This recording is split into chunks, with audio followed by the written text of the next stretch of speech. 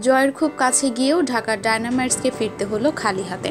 সোমবার বাংলাদেশ প্রিমিয়ার লিগের ২৪তম ম্যাচে ঢাকা ডায়নামাইটসকে ৩ উইকেটে হারিয়েছে চিটাগং ভাইকিংস। টসে জিতে ব্যাট করতে নেমে এদিন মাত্র ১৩৯ রানের পুঁজি পায় ঢাকা। জয়ের জন্য এই রান আহামরি সংগ্রহ না হলেও লড়াকু ছিল। সেই লড়াকু ইনিংসের উপর ভর করে ঢাকা ডায়নামাইটস ম্যাচটিকে নিয়ে গেছে শেষ ওভার পর্যন্ত। চিটাগং ভাইকিংসের ব্যাটসম্যান রবি ফ্রাইলিং ম্যাচের শেষ দিকে এমন দানবীয় ব্যাটিং না করলে হয়তো জয় নিয়েই মাঠ ছাড়তে পারত ঢাকা। ম্যাচ শেষে ঢাকা ডায়নামাইটসের অধিনায়ক সাকিব আল হাসান জানান, ছুড়ে দেওয়ার লক্ষ্য খুব বড় না হলেও জয়ের বিশ্বাস ছিল তাদের। একই সাথে প্রশংসা করলেন ৮ বোলিং ও দুর্দান্ত ফিল্ডিংয়েরও। সাকিব বলেন, আমরা সত্যিই বোলিং এবং ফিল্ডিং ভালো করেছি। কখনোই ভাবিনি আমরা যে লক্ষ্য ছুড়ে দিয়েছি তা জয়ের জন্য যথেষ্ট, কিন্তু বিশ্বাস ছিল আমরা জিততে পারবো।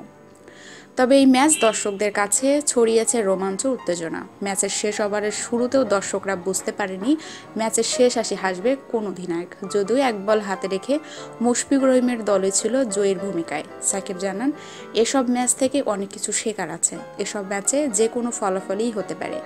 এই ম্যাচ থেকে অনেক ইতিবাচক বিষয় নেওয়ার আছে। দলের পক্ষে ব্যাট হাতে এদিন সর্বোচ্চ রান করেছেন সাকিব। সর্বোচ্চ 4টে উইকেট শিকার করেছেন বল হাতেও।